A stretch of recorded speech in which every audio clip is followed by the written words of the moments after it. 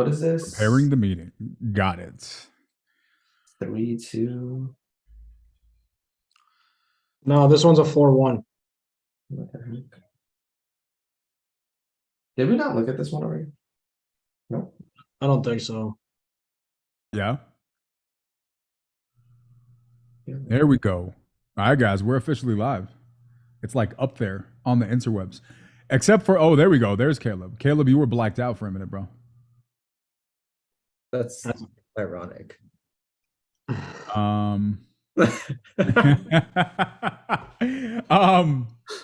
right, guys. So what we're doing here, there's going to be a brief live stream for anybody who watches this. It's going to be super short because we got to start the nightly dial here in about 25 minutes. But I think we're going to be doing this a little bit more regularly. If you know anything about real estate or sales, you know that part of what you do has to be improvement and getting better and going back, listening to what you did in a conversation and seeing what you could have done better in that conversation. Some people call those reviewing calls, call reviews, call calibrations. There's a bunch of names for it, but that's what we're going to be doing here today, real briefly. And I think I want to do this every week. So if this is something that you guys, if you happen to see this video and would be interested in watching something like this, just to kind of see how good call reviews sound, let me know in the chat and we will be able to know if we should continue doing calls like this. But anyways, welcome to the team conversation. Jasper, first of all, dude, brush your hair. Why does your hair look like that? First of all, I've been busy. I'm sorry. I Too had busy a to too foreclosure busy. lead, Uh-huh. text me early in the morning, Okay. walking through how the whole process works. So I'm sorry Okay. I was working on that. You apologize that you were trying to stop somebody from foreclosure? Yeah, I apologize that I didn't get to brush my hair for Okay. that. All right. Well, as long as your lady loves you the way you look, then I do too. That's all that matters. All right. So for everybody who's watching, we were looking at one of his leads. You have a Dallas lead that you think may be dead just because there may not have been. Walk us through the deal. I don't think it's dead. I think it's just a matter of following up, just like the last one. I think he thinks that he still can get a cash offer. And so that's where we're put at. I went back and forth with him. Initially he asked for 30, and I was like, okay, so if we give you 30 to walk away with, is that something you'll do? And then he changed his mind to 40 all of a sudden. He's all over the place. And then this is the last conversation I have after I found out he has $80K in arrears, which he totally blindsided me about. Okay. So there's some issues with the numbers on the deal, which are obviously making it a little bit more complicated. 100%.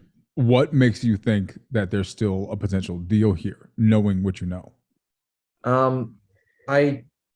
He's obviously motivated to sell, and I just think if he comes to terms that if he wants to get what he wants, there's no way someone's going to come up with a cash offer for that.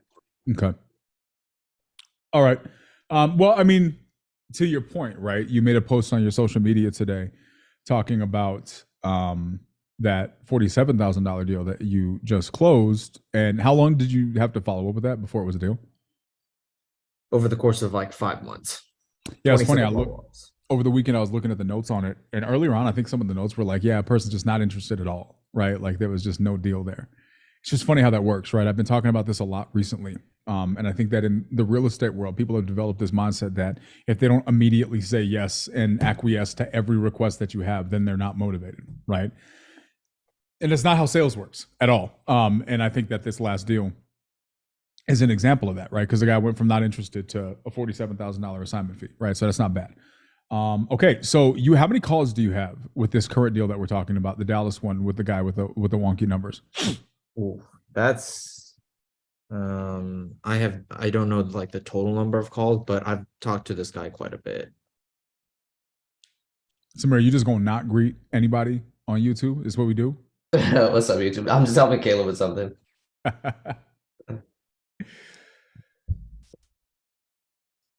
Yeah.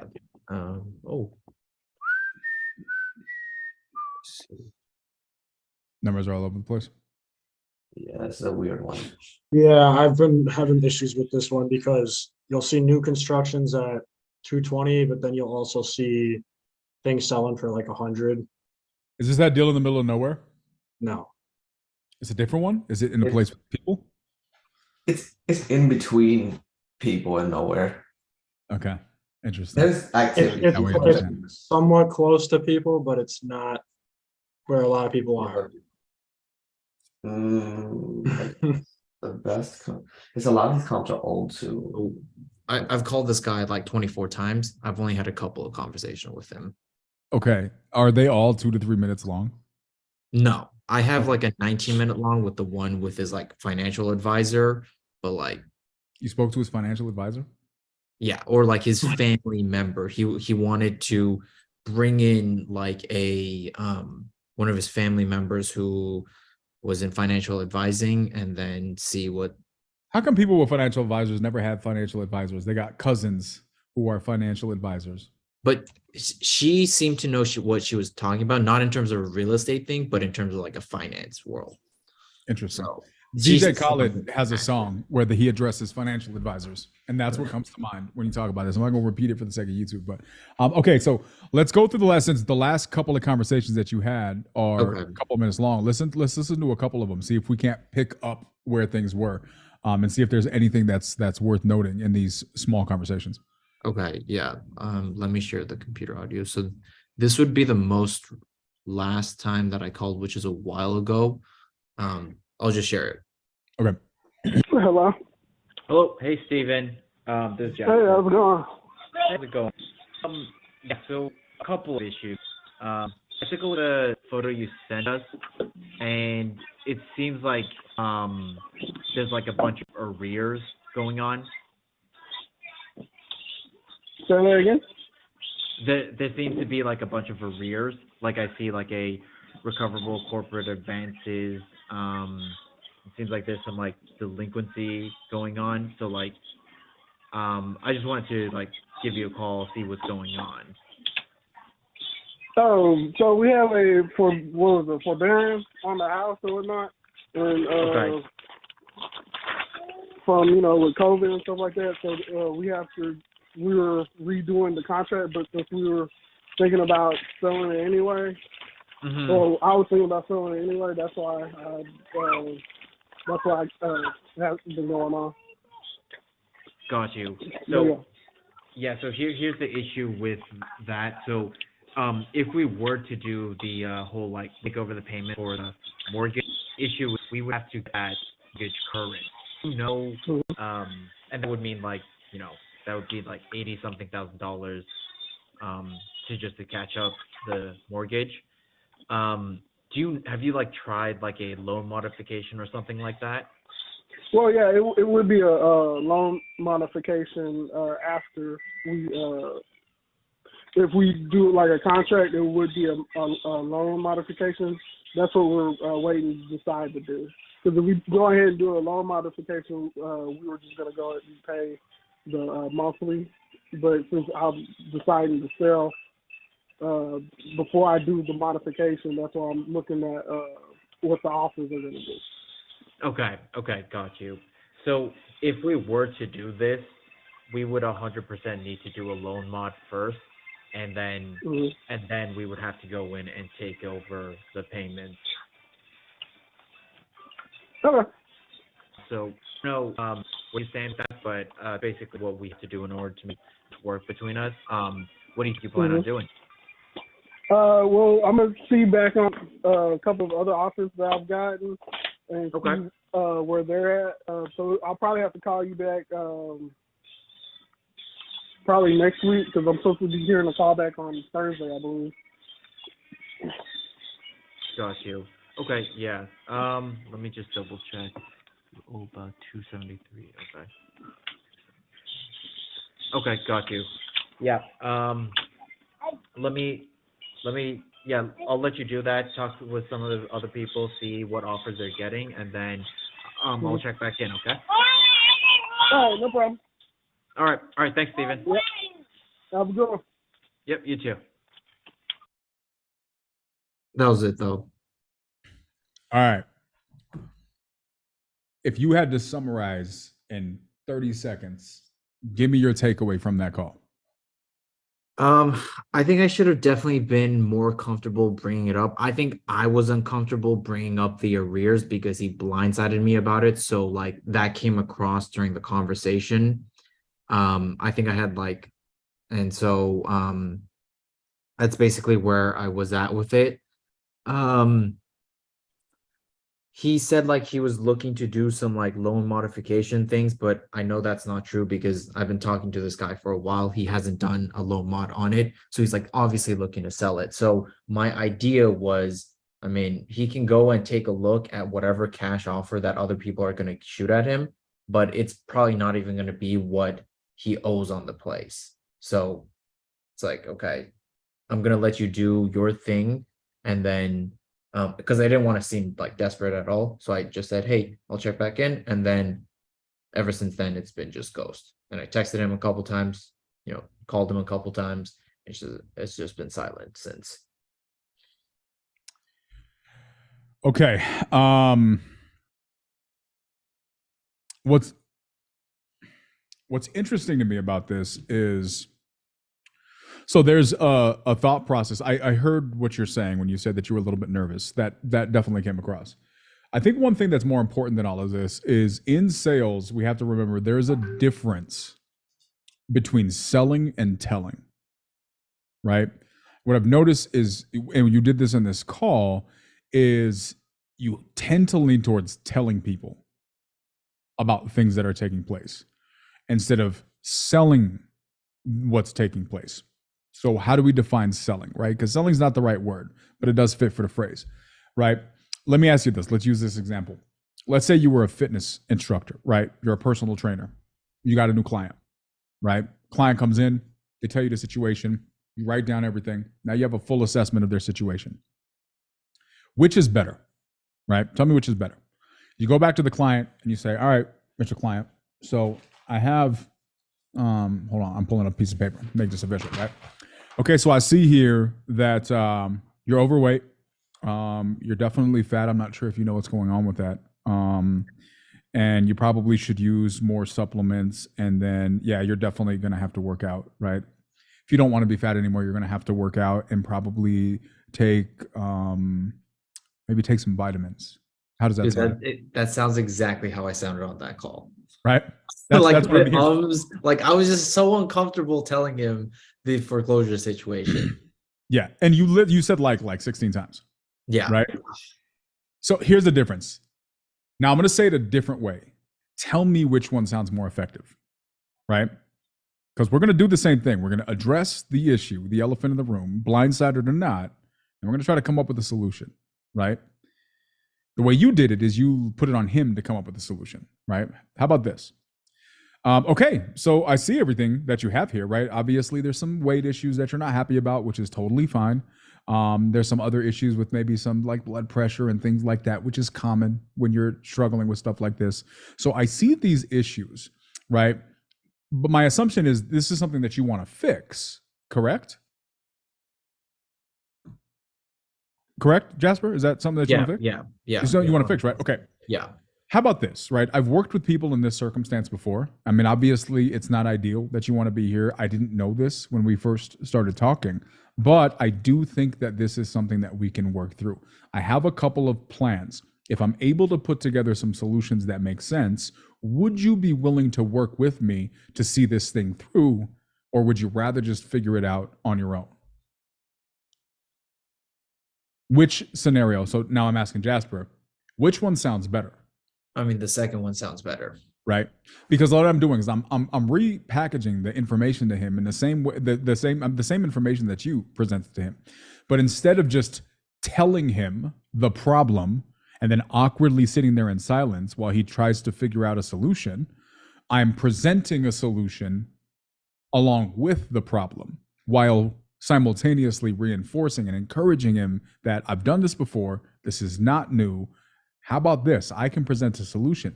Do you want me to help you solve it, or do you want to figure it out on your own? Get that verbal commitment, right? Because unless you get that buy-in throughout the conversation, you're going to find yourself presenting a lot of information that they have to think about afterwards, right? So that's how I would have approached that. Does that make sense? No, that makes sense. Okay. couple other things that I noticed, right? So one, I noticed that the guy doesn't sound like he has a lot of experience in real estate. Is that a fair statement? Did he allude that he knew a lot about real estate? I guess I'm a little biased in the sense that I know he has more than a couple of properties. Okay. Yeah. Because the way he said, I know that the only reason we're going to be able to do anything with this property is if we do a loan mod, right? There's only two reasons he knows that. Well, three. One, you've told him, which you hadn't. He said it before you said it, right? Which means that either he already knew this, and so he knows enough about real estate that he was already familiar with what the solutions were, or two, somebody is coaching him, which means he's talking to another wholesaler or buyer. Based on the conversations that you've had with him, which one do you think is most likely? I don't think the other wholesaler is necessarily coaching him. I think if anything, it's most likely that like family member who might. Do you think he's talking to other people? Has he told you that he's talking to other people? Yeah, no, he's definitely talking to other people though. What are you doing? Bro, you know this guy's actively talking to other people. And that's the tone that you approach this conversation with? Yes.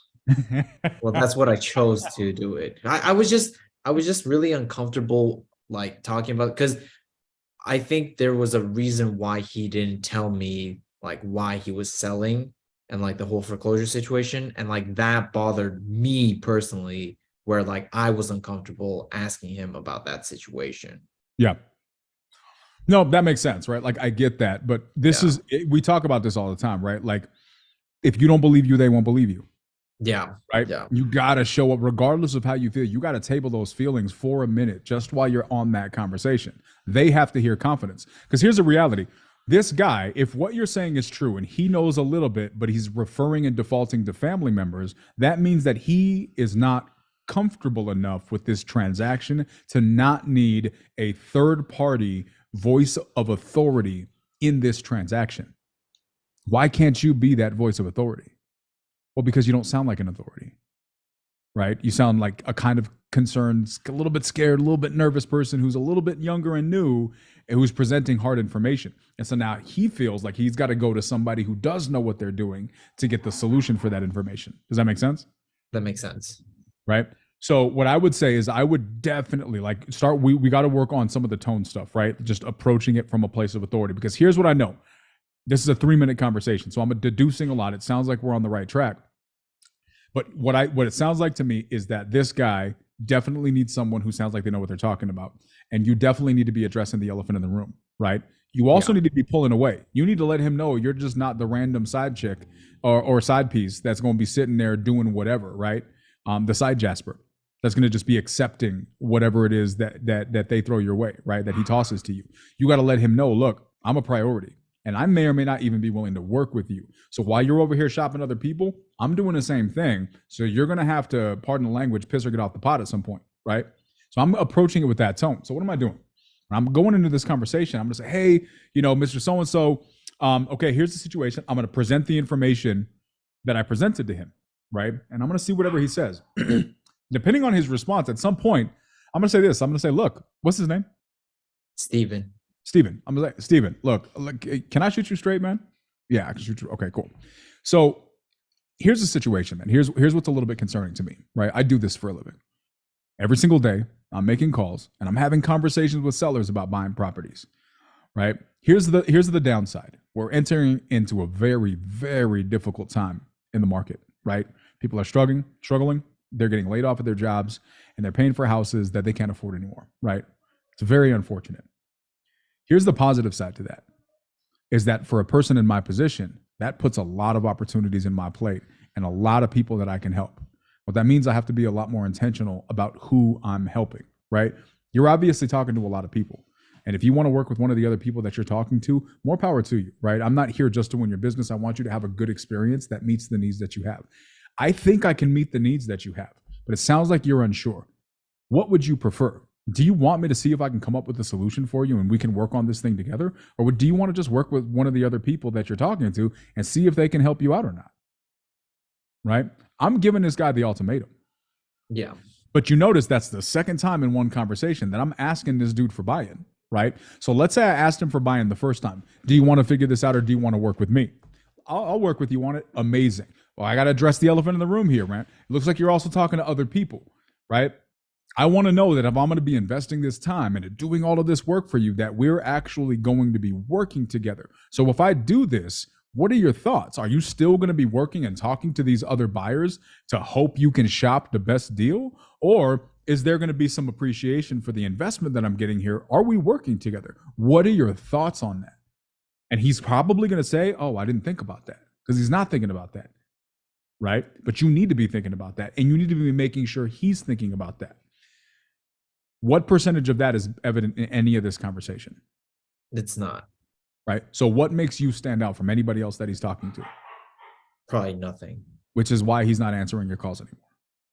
Because you've done nothing to make him feel like you're a person that can solve his problems. So he's looking to someone to make him feel like they can. And maybe he found somebody that does. Now, that's not to say that you can't replace that thing, right? And that you can't do a better job.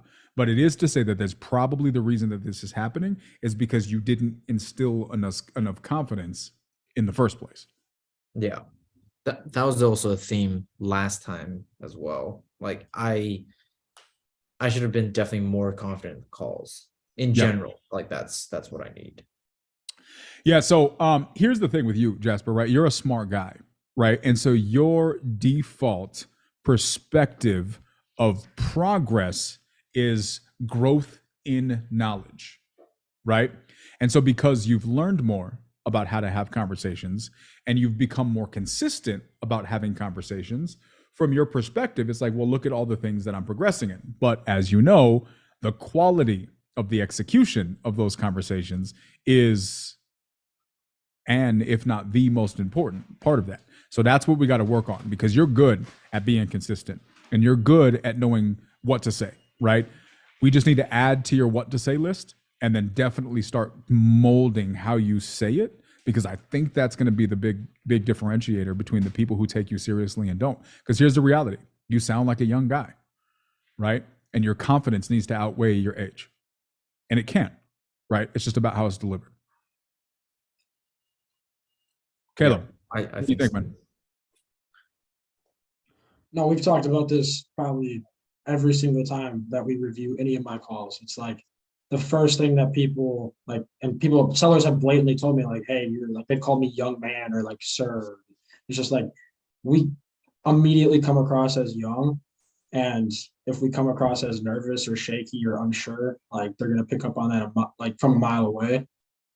And it's just, all of that resonates with me as well, because that's all stuff that I need to work on, like being confident. I mean, like you can know what to say, but if you don't say it the right way, it doesn't even matter. That's exactly correct, man. That's exactly correct.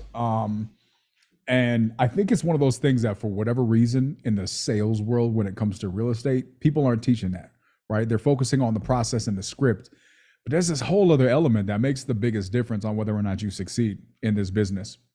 So we're definitely going to focus on that. That being said, guys, for everybody watching on YouTube, I know this is a really, really short live. We've only been here about 20, 25 minutes. I wanted to take a minute today to review this call with you guys so that we had this out here in the public. We're going to start doing this a lot more. Here's why. I'm in the process of releasing a course. I'm in the process of releasing calls where people can actually join the group and subscribe to have stuff like this done to their calls. And I also want to do a lot for the people that are on my team. These are a couple of the people that are on my personal team in the business that I have for real estate. And I really want to start helping them, right? Put them out there into the marketplace, because these are good dudes who are consistent, who are showing up, who are in the process of evolving and sharpening their skills, just like a lot of us have or are in this space. And so I want to make sure that we're able to highlight them, and you guys are able to kind of see their growth in progress. Like you look at a Pace, you look at myself, you look at, some of these really, really established people in any business, and it's like, oh, well, they've already done that, right? I can't really compare myself to them because we're not at the same place. Well, if you're new, so are these guys, right? And so I'm really excited to watch and have the evolution of these guys and the other people that are on the team be unfolded in front of everybody. Hopefully this will be inspiration for a lot of you guys, and it'll be some things that you can take away and realize, look, I'm not that different, but these guys are winning, so am I. Jasper just locked up a $47,000 assignment fee. I can too. I just see Dario in the chat. Dario, what's going on, man? Dario helped lock up a $250,000 assignment fee. This is real money, guys. This stuff happens every day in real estate. We want to demonstrate it happening from behind the scenes, real time, so you guys can see what this looks like. And hopefully this will be a value add and give you guys some pointers along the way. That being said, for everybody who watched, I really, really appreciate you guys. If you guys are not subscribed, please subscribe, turn on the notifications, because we're going to be going live like this a lot more frequently, hopefully bringing you guys some value. And if you guys have anything that you really would like to see about how things work on the back end of real estate, whether it's about sales or even some other operation stuff, please let me know. Shoot me a message, put a comment in the chat. We're going to try to provide some value